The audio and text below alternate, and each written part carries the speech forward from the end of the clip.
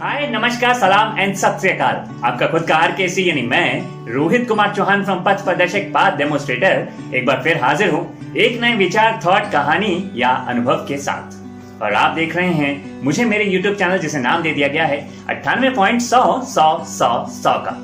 मेरे Facebook page से जुड़ने के लिए गूगल सर्च करें रोहित @ पथ प्रदर्शक और पेज को लाइक और फॉलो करें। और YouTube चैनल को फ्री में सब्सक्राइब करने के लिए सब्सक्राइब टैब पे अभी क्लिक करें और नोटिफिकेशंस के लिए बेल आइकन को क्लिक करना ना भूलें। आज का टॉपिक आधारित है कुछ चंद सवालों पे जो हाल ही में एक शख्स ने मुझसे किए।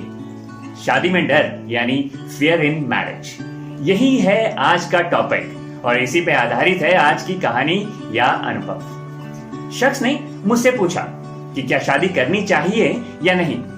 मैंने सवाल किया, क्या इस सवाल के पीछे की वजह जान सकता हूं?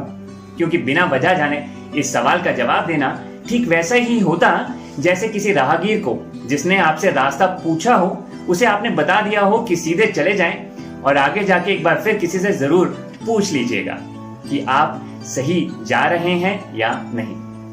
और यही होता है मोस्ट ऑफ द टाइम। हम सिर्फ बताने के लिए बहुत बार रास्ता बता देते हैं, लेकिन सही रास्ता वही बताता है जिसने उस रास्ते को और उस डेस्टिनेशन को देख रखा हो। खैर, शख्स ने कहा वो एक लड़की के साथ रिलेशनशिप में है। लड़की अच्छी है, पढ़ी लिखी है और उसी के प्रोफेशन की है, और सबसे बड़ी बात कि वो एक दूसरे को प्यार करते हैं। मैंने कहा तो दिक्कत क्या है? शख्स ने जवाब दिया कि मैं थोड़ा केयरलेस टाइप का हूँ, फ्री रहना पसंद करता हूँ। ऐसा ना हो कि शादी करके मैं अपनी लाइफ को प्रॉब्लम में डाल लूं। शख्स के मन में और भी बहुत सी उलझनें थी जो उसने मुझसे शेयर की। सब कुछ सुनने और जानने के बाद मैंने उसे जवाब दिया, शादी करने में कभी कोई प्रॉब्लम नहीं होती। प्रॉब्लम होती है हम इंसानों में। शादी सिर्फ एक टर्म है जो सोसाइटी में साथ रहने के लिए इस्तेमाल की जाती है, क्योंकि लिविंग को आज भी सोसाइटी इजीली एक्सेप्ट नहीं करती। बहुत से लोग मुझसे रिलेशनशिप में आ रही प्रॉब्लम्स को डिस्कस करते हैं और मैं ये कभी नहीं मानता कि मैं उनकी प्रॉब्लम्स को खत्म कर देता हूँ। अगर मैं कुछ करता हूँ तो सिर्फ एक कोशिश हर पहलू के नेगेटिव और पॉजिटिव साइड को उनके सामने रखने की और उन्हें ये समझाने की कि डिसीजन लीजिए और फिर उस डिसीजन पे कभी रिग्रेट मत कीजिए, क्योंकि रिग्रेट के चलते मेरा मानना है कि जिंदगी नहीं चलती। जो हुआ उसे एक्सेप्ट कीजिए और आगे बढ़िए, चाहे साथ साथ या अलग अलग, क्योंकि अल्टीमेटली जीना और खुश रहना इंसान की प्राइमरी रिक्वायरमेंट है। और अगर वही हासिल ना हो तो लाइफ का कोई मीनिंग ही नहीं रहता। डिसीजन लेना इंडिविजुअल का काम है, क्योंकि जिंदगी उनकी है और हर पहलू, सिचुएशन और सर्कमस्टांसेस को उनसे बेहतर और कोई नहीं जान सकता। शख्स ने दूसरा सवाल किया, शादी के बाद प्रॉब्लम्स क्यों आ जाती हैं? मैंने हंसते हुए जवाब दिया, क्योंकि लोग पति और पत्नी बन जाते हैं। कभी आपने गौर किया है कि आपके सबसे हेल्दी और लवेबल संबंध किनसे हैं? पेरेंट्स को छोड़ के अगर आप गौर करें तो जवाब मिलेगा किसी दोस्त से या दोस्तों से। अब वो दोस्त लड़का या लड़की कोई भी हो सकता है। दोस्ती का रिलेशनशिप सबसे बेस्ट रिलेशनशिप माना जाता है, लेकिन दोस्ती सच्ची होनी चाहिए। दोस्ती में दो लोगों की सोच अलग होती है, जिंदगी जीने का नजरिया अलग होता है। एक को कुत्ते पसंद होते हैं तो एक को बिल्लियां। इस रिलेशन में आप लड़ते हैं, एक दूसरे से कभी कभार बात करना तक छोड़ देते हैं, एक्सेट्रा, लेकिन एक दूसरे के बगैर खुद को अधूरा समझते हैं। दोस्ती में एक अनडिफाइंड ट्रस्ट, एक अनडिफाइंड प्यार, केयर एंड सैक्रिफाइस जैसे कुछ ऐसी चीजें होती हैं जो आपको एक दूसरे से कभी मानसिक रूप से अलग नहीं होने देती। फिजिकली XYZ रीजंस पे आप एक दूसरे से दूर क्यों ना हो जाएं। यही जरूरत है आज के टाइम में शादी के बाद की प्रॉब्लम्स को दूर रखने की। लोग जो गलती अक्सर कर जाते हैं वो ये है कि वो पति पत्नी बनना शुरू कर देते हैं। वो ये भूल जाते हैं कि the time has been changed. आज के रिलेशन मजबूरी, बाउंडेशन, कस्टम्स और ट्रेडिशंस सोसाइटी के डर के चलते नहीं चलाए जा सकते जैसे पहले कभी होता था। आज you have to be like friends. Trust, ignorance, acceptance, understanding जैसे फीचर्स दोनों में होने चाहिए शादी को चलाने के लिए। अगर आप दोस्त नहीं रह सकते तो शादी वैसे ही डूब सकती है जैसे अनब्रेकेबल नाम से बना जहाज टाइटैनिक डूब गया था। शख्स ने फिर सवाल किया, मुझे यही डर है कि कहीं शादी के बाद वो ट्रेडिशनल पत्नी ना बन जाए। आज हम दोनों दोस्त हैं, एक दूसरे को समझते हैं, रिस्पेक्ट करते हैं और एक दूसरे पे कोई बाउंडेशन नहीं लगाते, बट क्या पता शादी के बाद क्या हो। इस पर मैंने उससे कहा कि अगर ये डर तुम्हें आज है कि ऐसा हो सकता है, तो चांसेस बिल्कुल हैं कि शादी के बाद ऐसा हो।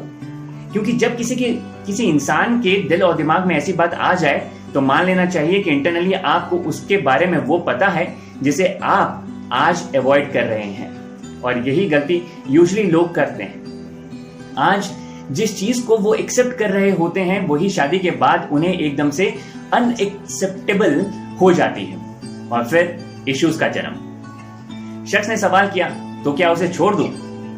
मैंने जवाब दिया, अगर तुम्हें लगता है कि उससे बेहतर कोई और तुम्हें समझ सकता है तो बेशक, लेकिन तुम्हें यकीन होना चाहिए कि कोई और बेहतर समझने वाली मिल जाएगी, और उसे भी ये यकीन होना चाहिए कि तुम उसके लिए परफेक्ट हो।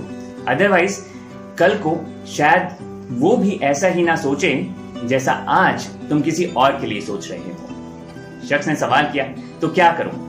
मैंने कहा, अगर इस दुनिया में सबसे मुश्किल कुछ है तो वो है संबंध, यानी रिलेशनशिप्स। जितने आसान लगते हैं उतने कभी होते नहीं, क्योंकि रिलेशन कभी दो लोगों में नहीं होता, रिलेशन होता है दो साइकोलॉजिस्ट यानी मानसिकताओं में, और मानसिकता पर समय और परिस्थितियों का इंपैक्ट हमेशा पड़ता है। किसी की मानसिकता को बदलना संभव नहीं है। कुछ समय के लिए उसमें परिवर्तन तो आ सकता है, लेकिन वो सिर्फ तब तक कायम रहता है जब तक उस मानसिकता पर कोई आघात या अटैक ना हो।